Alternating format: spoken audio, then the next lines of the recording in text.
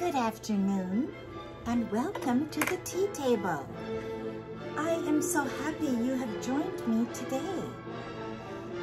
And we are listening to this fabulous music from Itzhak Perelman. He's playing the Lalo Violin Concerto 3 by Saint-Saëns.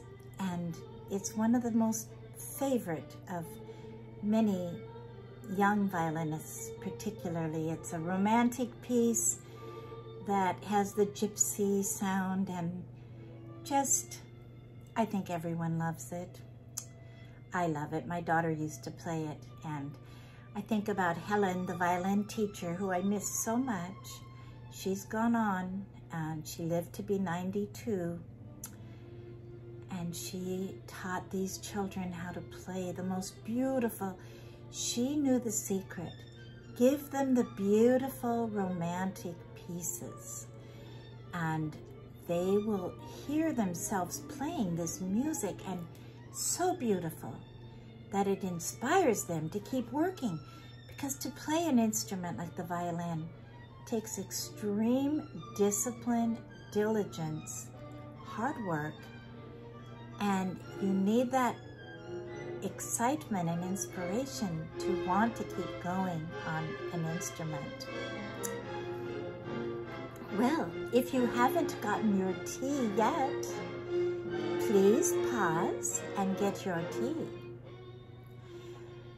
It's November, and I love November. To me, the month of November is brown and fur. And so I'm wearing a mink hat today, and this is, I don't know if it's a sable fur, it's a little fur piece. And I don't know if any of you do this, but to me, I always think of the months of the year in color. September is always a pinky red, and October is kind of an orangish gold. November is brown. December is a deep, rich, royal, I call it Queen Elizabeth blue, the deep navy royal sparkling blue. January is kind of whitish gray. I think February is kind of an orangey yellow. And then it goes on. And I know August is pink. June is kind of greenish. May is green. May is green. June is kind of just an oblique color, kind of a transfer color. And March, that's my month, but I don't know what color March is. Kind of maybe an aqua, a little bit of an aqua. But I just was born that way. I've always thought into color. The days of the week are in color to me.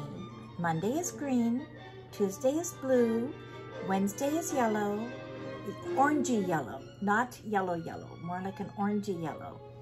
Thursday is brown, Friday is chalky black, like a chalkboard, that color, and then Saturday is red. Well,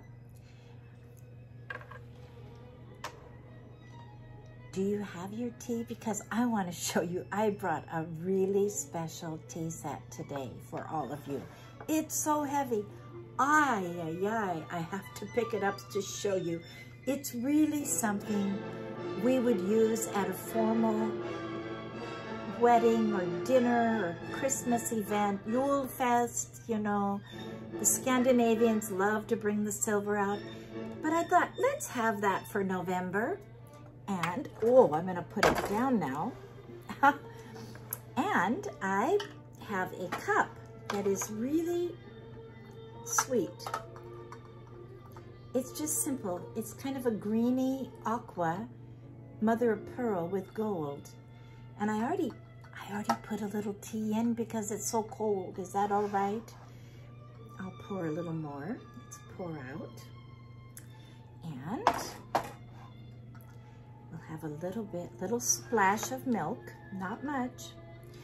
This tea, and this is the reason I chose to use this fabulous tea set, I'm gonna put it that way, is Oh my goodness, this is the best tea. I brought the box to show you. This is the real tea, not a bag. It's the loose leaf. This was a gift from my friend Jamie, and it's my favorite tea. It's Ahmad Earl Grey, comes in this tin, and oh my goodness, oh, it smells, and it's wrapped in the tin foil, and then it's so brisk. I only use about 2 spoons in a big pot, and then I like to add maybe a little black tea with it, a little Tetley with it. But you could have it straight too, straight Earl Grey. It's Ahmad, A-H-M-A-D, quite famous tea. And I think you order it online now, but it's definitely an imported tea. And probably the kind of tea that Sherlock Holmes would drink to solve the mysteries. Yes, this is we understand England here where I live because we have the same climate. It's so rainy and foggy today and misty, and hot tea is a necessity. Yes. Well, here is my little treat. And we're just going to keep it simple today.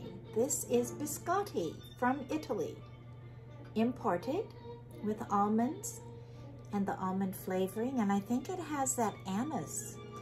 Now, I make a similar cookie that I think I've had on the tea table called skorpa, and I like to use the Norwegian cardamom, which actually the East Indians also use. I found you can buy it at the East Indian stores. So that's because that stuff has gotten so expensive. Cardamom, oh my goodness. It's like gold. So I found a good supply here. Now, for my brown for November, I'm wearing fur today. And like I said, I think it's a little sable, I think. And this is mink. And I have a special purse, keeping with the brown and kind of brown and gold. That's what I feel like today. And this is a perfect purse for that. It's got the gold leaves on it, on a brown basic purse. Well, a woman's handbag is so essential. It's so important. You know, in the past, it's a statement. It's a fashion statement, but also it's a very practical tool to carry things in. It is so helpful. And I think that the variety of handbags that have been created in the world are just thousands. And people get increasingly creative. And this is real leather. And I like real leather whenever I can have it. I like real leather, real wool, and real fur.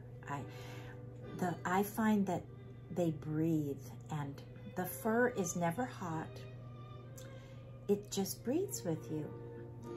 And I was thinking, I wanted to share something with you that I have, that I use every day.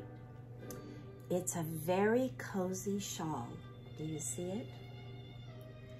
I absolutely love this, and it's made in Scotland, but it has in it a label that says Harrods, and I think it might be the Lindsay tartan. I don't know. It's one of the tartans, but it's mohair and lamb's wool mixed, and it is so cozy. I can just put this over my lap. And I'm going to do it right now because it's a little chilly in here. And it just keeps me toasty, and it breathes. The real wool breathes. It's so wonderful. Well, do you see something special on the tea table today? Whoops, she's falling. This is someone very special that I brought. And I think I call her an Anne of Green Gables doll, because do you see she has the golden curls and the hat, and then she's carrying a book. Do you see that? She's carrying her book, and do you see what she's wearing? She has glasses. Can you see that? She is just so sweet, and I thought she's a perfect November doll, because in this weather, we want to take our book and our glasses, and this is a little plaid jacket and a little velvet skirt, a little lace touch. Very sweet. It's an American Heritage doll. It's not, you know, the other one that is so famous that, so I don't know the difference, but I think her ringlets are so sweet. When I was a little girl, my mother always had me in ringlets on Sunday. And sometimes I would go to bed at night, I was so tired, and she would come in and put the curls in. And I'd wake up in the morning, there they were. And, you know, we all loved Shirley Temple, and we all loved the ringlets, and that was kind of my era. I mean, Shirley was much before me, but those movies would be on Sunday afternoon, and we would all watch them, and it was so, she was so darling, is so darling, truly. I just put a few little jewels with my fur, and we're in November land. That's where we are, yes. Well, I think that when I was thinking about Itzhak Perelman, I had the privilege of hearing him play. My oldest daughter, Victoria, and I got to go to a concert in Tacoma. And you know, this was a real lesson for us. She was about 12. This is way back. And I heard he was playing, and then I called up, and they said, oh no, it's sold out, the Pantages Theater. Well, something inside of me said, no, go for it. You can get in somehow. So we went from Olympia to Tacoma, you know, about 45 minutes to an hour. Went on faith and got to the place. The lady said, oh, sure, I can get you some tickets. And she gave us a deal. I don't know what it was, but it was some kind of a miracle deal. And she goes, you just go sit right there. And we got the best seats in the house. And you know, we sat down. I said, Victoria, when you really want to do something in life and you really have it in your heart, go for it. This is a lesson for us. When people say, no, there's not room, no, it can't do it, often you have to just press through and have faith, and the door will open. If in your heart you really feel you should do it, you must listen to that inward heart voice. And we got to hear Itzhak Perelman play, and it was, Victoria was studying violin, so it was such an inspiration to her to hear this great man play. And Itzhak Perelman, as a young boy, he was born in Israel, so he is called a Sabra. That means you're born in the land, a real, true Israeli. And as a little boy, he developed polio. I think he was 5 years old. And so his legs stiffened up, and he had to have braces. It's very, very tragic, real trial. But he didn't give up. He said, I'll put all my heart in my violin. And then he saw the boys playing soccer. He said, I want to play soccer. And so they let him. And do you know what? He was the goalie. And he did a good job. He could catch the ball and throw it back. What a beautiful story. And I have watched documentaries of him. And his wife is so wonderful. She's so supportive. She's very involved with his music. And they have 5 beautiful children. And I heard another interview by him, and it was quite interesting. He was talking about Schindler's List. And you know, John Williams wrote that beautiful music for Schindler's List, the movie. And the man was saying, well, how often do you feel you want to perform in film music? He said, I only perform when I feel in my heart I love the project and I can put my heart into it. It's part of what I believe in. I thought that was really insightful, that he's a very deep soul, and when he plays, his heart is on his violin. And that's why these people that we call great, because more than just skill and talent, because there's many tremendously technically skilled musicians and violinists, but when someone plays or sings like Pavarotti or Placido Domingo, and they put their whole heart, and they are able to put their whole heart out there, they're totally exposed. If you as a human being feel that and your heart goes, ah, and you connect, that's what Itzhak Perlman has. And you know, the last century, there was a great violinist called Fritz Kreisler. And my father admired him so much. And he was from Vienna. And he came to America. His wife was a good businesswoman. And she knew how to get him paid. Because before that time, musicians, even the greatest, were hardly paid anything, and she would negotiate a contract for wherever he was performing. And it kind of opened the door for other musicians, because from then on, they were paid a decent wage for what they gave. Well, Fritz Kreisler was so beloved that people would go to his concerts and they would say, they say, I feel closer to him than my own family, because he was able to just put his heart so on his instrument. And you can listen to him. I have a beautiful CD, I know it's online now, called Kreisler Plays Kreisler, because he is with a K, K-R-E-I-S-L-E-R, and he wrote a lot of beautiful pieces. And Fritz Kreisler was so admired around the world. There was a man named Mr. Suzuki in Japan, and he had heard him play. And he said, this is greatness. How do we teach children to play like this? So do you know what he did? He sent his son to Europe, and this Mr. Suzuki knew Einstein. He had his son stay with Einstein.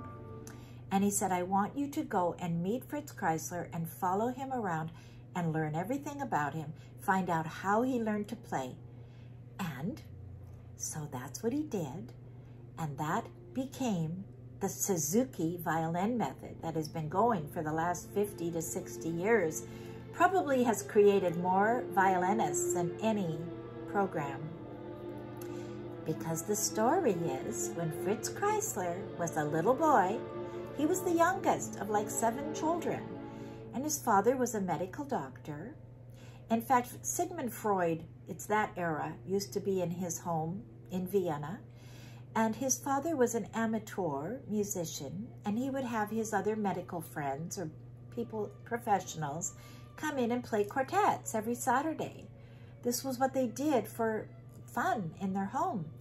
And then his father would teach one of the brothers, one of Fritz Kreisler's brothers, maybe viola, and then once the boy learned viola, then he would teach one cello, and then the father must have been a bit of a brilliant musician to be able to play all the instruments.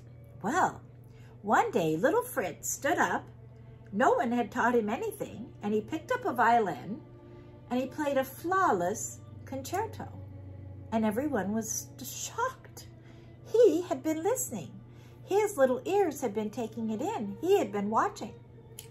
So Suzuki said, aha, we're going to start the little children at 2.5 listening. And he has a method. There's like, I think it goes up to 8 to 9 to 10 levels. And the first level is Suzuki Book 1 with a CD, and you just listen when you're little. And then they make you a little box violin out of a cigar box and a ruler. You just learn to hold. By the time you're 3, well, my son Samuel was playing at 2.5 in the Suzuki program at UPS and Tacoma. And they start you and you learn the Mississippi Stop Stop, which is Twinkle Twinkle Little Star, and 4 variations.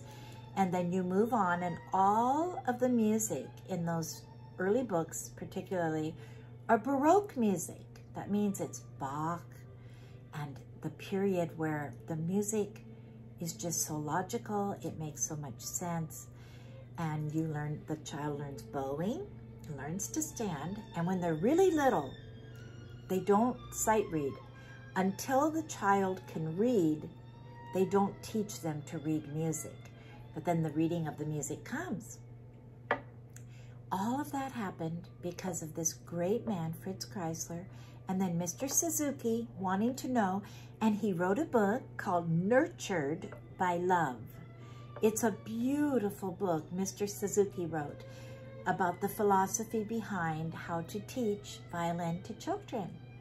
And it's worth reading. It's a lot of wonderful ideas for training children in many areas that could apply. And I have observed, and I've been a part of a lot of Suzuki programs.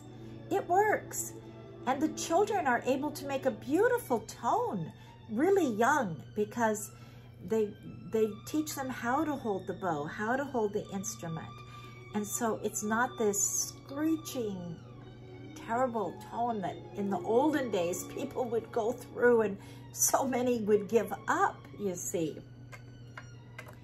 Well, I just think that Fritz Kreisler gave the world love. That's what he gave the world. He gave the world love.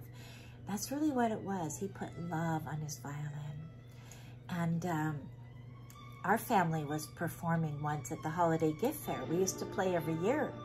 I was playing the piano. My children were too little then to play their instruments. They were singing. And we hired a violinist named Laura, a dear friend she became. And Laura played with so much heart. And they had a microphone, and so our music was going, my husband played string bass. Our music was going all over the Tacoma Dome while people were walking around. Well, unbeknownst to me, up comes my daughter Victoria, who was at that time 12. Dr. Bellum, her teacher, came up, and he was a great teacher. He was from Juilliard, very elderly man at that time. In fact, he could not play, but he could teach. Isn't that incredible? She learned so much from him. He could instruct. He had some kind of Parkinson's. He couldn't play, but he could still teach. He came up to us and he said, "Oh, who's playing the violin?" And we introduced him to Laura. He said, "I heard love in that violin." Laura could put her heart on the violin too. And that's what touches people, whether it's singing, violin, flute, piano, or your personality. If you have love, people will open to you and you will give them something good. Isn't that beautiful? When we would go to the Holiday Gift Fair, this was when my children were really little. Eventually they were playing their instruments, but we lined them all up, you know, like little stair steps. And I had them in costumes. I had them in German lederhosen costumes, and then I had red plaid costumes, and then some velvet, the boys wore little gray Eton suits, and Victoria had a velvet dress. And, you know, those are some of my best memories. And it was not easy getting everybody dressed, and then keeping everybody dressed, and then getting the instruments, and then getting us and our music in the van to the place. But then what we learned was getting in the van was like climbing Mount Rainier. But once we got to the place to sing, it was wonderful. And everybody lined up, and the people loved it, and we loved it. And it was just really a down-to-earth experience. And that's what children bring. when you're involved in music with children, it's down to earth. Because we have 5 sons, and I had to get them from the house to the van without getting in the mud. That was big, but we somehow made it every time. Well, happy November. And someone called me today and said, in 3 weeks is Thanksgiving. I can't believe it. Oh my goodness. Well, if you have a little fur piece, you know, I never have put it on with a shawl, but I kind of like it. I think it's fun. Just create something, just a little piece of fur and on the top and little fur here. Don't have to have a huge coat. I do have a squirrel coat somewhere. I think my daughter might have it because that coat is very small and I don't quite think I could wear it right now, but it's a beautiful, the squirrel, all these furs are fabulous. I love the fox too. I had a fox that came around here. Well, have a beautiful week and make sure that you not only have tea, but share with someone. You know, I was getting ready to do my tea talk today and I had 2 very special, unexpected visitors.